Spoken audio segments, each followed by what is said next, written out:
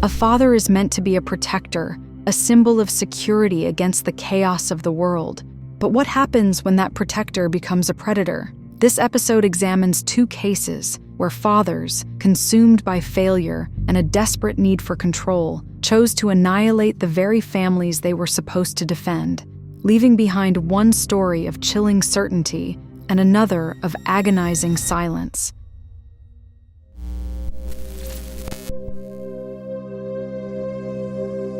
In the affluent town of Westfield, New Jersey, the 19-room Victorian mansion known as Breeze Knoll stood as a symbol of the American dream. It was the grand stage for the life of John List, a devout Sunday school teacher and quiet accountant. To his neighbors, he was a prim, fastidious man, so proper he sometimes mowed his lawn in a suit and tie. But behind the mansion's impressive facade, both the home and the man were secretly falling into decay. And when John's carefully constructed world finally began to shatter, he decided his family had to be erased along with it. On the morning of November 9th, 1971, after his children left for school, John List retrieved his 9mm pistol and began his grim work. He walked into the kitchen and shot his wife, Helen, in the back of the head as she drank her morning coffee. He then ascended to the third-floor apartment within the mansion and shot his 84-year-old mother, Alma, just above her left eye. He dragged Helen's body into the ballroom and meticulously cleaned the kitchen. When his 16-year-old daughter, Patricia, and 13-year-old son, Frederick, arrived home from school, he killed them with the same cold precision. After murdering 4 members of his family, John made himself lunch. This small, mundane act speaks volumes, revealing a man operating not with frantic rage, but with a calm, task-oriented focus. His work wasn't done. He drove to the bank to close his and his mother's accounts. Then, in the most chilling detail of all, he drove to Westfield High School to watch his 15-year-old son, John Jr., play in a soccer game. He cheered from the sidelines, performing the role of a proud father one last time. After the game, he drove John Jr. home and shot him multiple times. With his entire family now dead, John arranged the bodies of his wife and children on sleeping bags in the ballroom. He left his mother in her attic apartment. He then sat down and wrote a 5-page letter to his pastor, explaining that he had killed his family to save their souls from the shame of poverty and the corrupting influence of the modern world. Finally, he cut his own face out of every family photograph, turned a radio to a religious station, and left all the lights on. A final, deliberate act to make the house appear occupied, before walking out the door and vanishing into thin air. His planning was so thorough, canceling mail and newspaper deliveries, that nearly a month passed before the horrific scene inside Breeze Knoll was discovered on December 7th. For almost 2 decades, John List was a ghost. He created a new identity as Robert Bob Clark, settling in Denver, Colorado. Remarkably, he didn't reinvent his life. He replicated it. He once again became an accountant. He joined a Lutheran church, and in 1985, he married a woman who knew nothing of his dark past. He was attempting to reboot the very life he had destroyed. This psychological rigidity, this inability to become someone truly new, would ultimately be his downfall. By 1989, the case was cold. Frustrated investigators decided to feature the story on the new television show, America's Most Wanted. The episode centered on a groundbreaking piece of forensic art, a clay bust created by sculptor Frank Bender. Bender psychologically profiled List, reasoning that a vain and rigid man would likely keep the same hairstyle and wear the same style of horn-rimmed glasses. He aged a photo of List by 18 years, creating a hauntingly accurate projection of what the killer might look like. The broadcast worked. A woman in Denver called in, reporting that the bust looked exactly like her former neighbor, Bob Clark. It wasn't just the face. Like List, Bob Clark was a quiet, church-going accountant. On June 1st, 1989, FBI agents arrested him in Richmond, Virginia. A distinctive scar behind his ear and a perfect fingerprint match confirmed it. The ghost of Westfield had been caught. The core of John List's motive was a catastrophic sense of personal failure. He had lost his high-paying job as a bank vice president, a fact he couldn't admit to his family.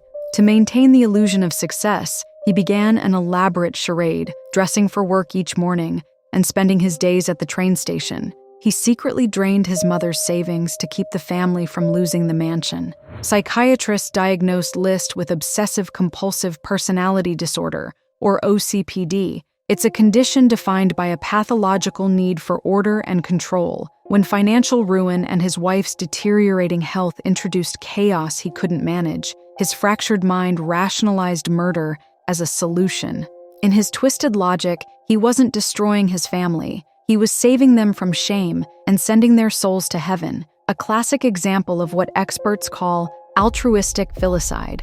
During his 1990 trial, List's defense argued he was not legally responsible due to his mental state. The prosecution argued his actions were cold and calculated, pointing to the meticulously planned murders and escape.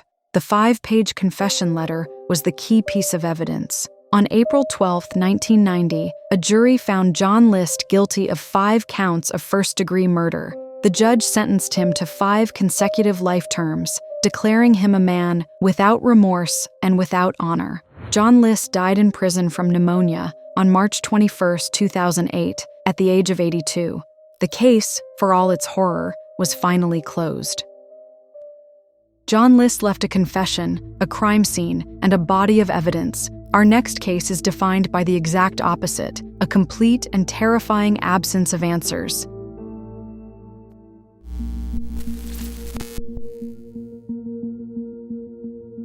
Morenci, Michigan, is a small city of about 2,200 people, a place that considers itself all family.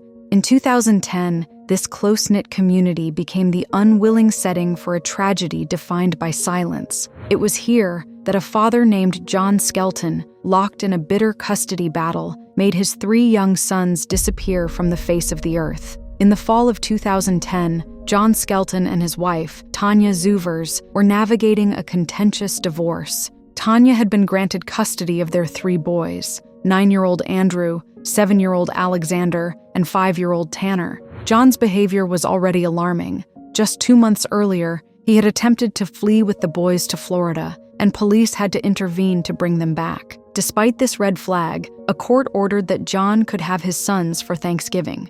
On Thursday, November 25th, the brothers were last seen playing in their father's backyard. They were supposed to be returned to their mother the next day. When John failed to show up on Friday, Tanya's dread grew with every unanswered phone call. She soon learned the horrifying truth. John was in an Ohio hospital, having injured his ankle in what appeared to be an attempt to end his own life. His house was in disarray, the scene of a violent psychological breakdown, and the boys were gone. From his hospital bed, John began to spin a web of cruel and contradictory lies. He told investigators he had given his sons to a secret, underground organization, possibly involving the local Amish community, to protect them from alleged abuse by their mother. This claim was a calculated fiction, designed to assassinate Tanya's character while planting a sliver of false hope that would deny her any closure. Police investigated thoroughly and found his story was completely baseless. Such an organization would not secretly take children from a parent. They would contact the authorities. The lie was a tool of psychological torture, and the digital evidence painted a much darker picture. In the days before the boys vanished, John had searched online for how to break a neck and information about rat poison. While John offered investigators fantasy, his cell phone provided a grim, digital breadcrumb trail. Data showed his phone leaving his Morenci home in the early morning hours of November 26th. It traveled about 25 miles, 40 kilometers, southwest into a wooded area of Holiday City, Ohio. At 5:04 a.m., the phone went silent for over 2 hours. Police believe it was in this dark window of time that John Skelton disposed of his sons' bodies. Massive searches of the area turned up nothing. Every lead he gave investigators was a deliberate dead end. The FBI also determined that a woman named Joanne Taylor, who John claimed was part of the underground group, was a fake online profile he had created himself. The theory behind John Skelton's actions is chillingly straightforward. This was not about saving his children. It was about punishing his ex-wife. Criminologists classify this as spouse revenge filicide, where children are used as the ultimate weapons to inflict lifelong suffering. By erasing Andrew, Alexander, and Tanner, and then refusing to reveal what he did, John ensured Tanya would never know peace. He took control in the most absolute way imaginable. An FBI agent testified that when a pastor asked John where the boys were, he replied, "I sent them home." The agent interpreted this as a passive admission of murder, with home meaning heaven.